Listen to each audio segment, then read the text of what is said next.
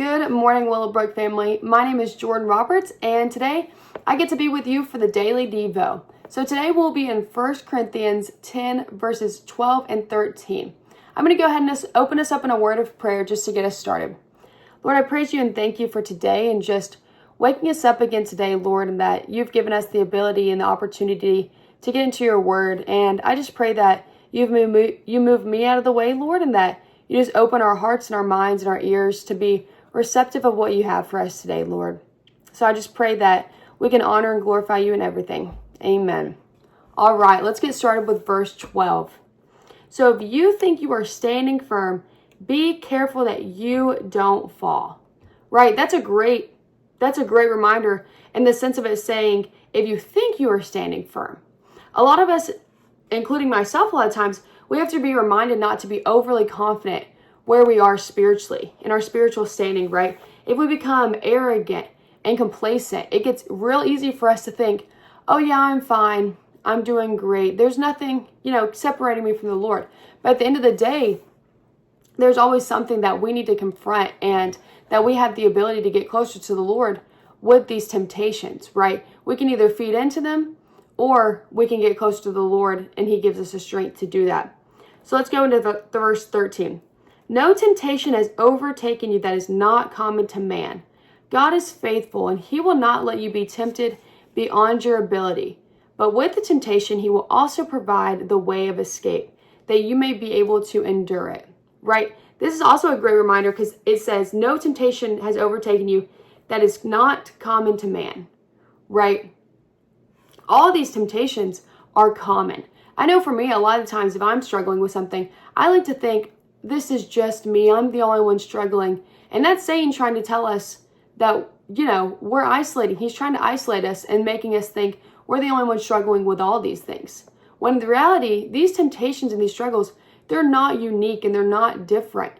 They're all of this world, and people before us, beside us, behind us, all around us have struggled with some of the same things we've struggled with, but some people might think they're the only people that have ever struggled in the world with that, right? We also forget a lot of the times that Jesus struggled with a lot of temptations that we also struggle with. And so he's a great example of that and even how to fight that. And then we go on and it says, God is faithful and he will not let you be tempted beyond your ability. But with the temptation, he will also provide the way of escape that you may be able to endure it. He's also not forcing us to choose this way. He's giving us the choice. He's like, you can either go and fall for the temptation or you can come run back to me. He will always give us a way out and an escape of these things. It's up to us if we're willing to do that and willing to take that step. And I truly believe one of the first steps of that is even just admitting to someone, hey, I'm struggling. A lot of the times I've ever opened up to somebody about struggling with something, they happen to be struggling with the same thing. And so I think that's a huge testament of the fact that we're not alone in our struggle. And that's another important fact of why it's so important to have biblical people around us that know how to help us fight these temptations and point us back to the Lord. And so even just as an encouragement today, if you're struggling with something, take it to the Lord. Take it to the Lord. And maybe if we think we're not struggling with something, pray that the Lord will convict your heart. Lord, show me where I need to give this part of my life to you, or surrender more of this, or go ask for forgiveness here, or all the things.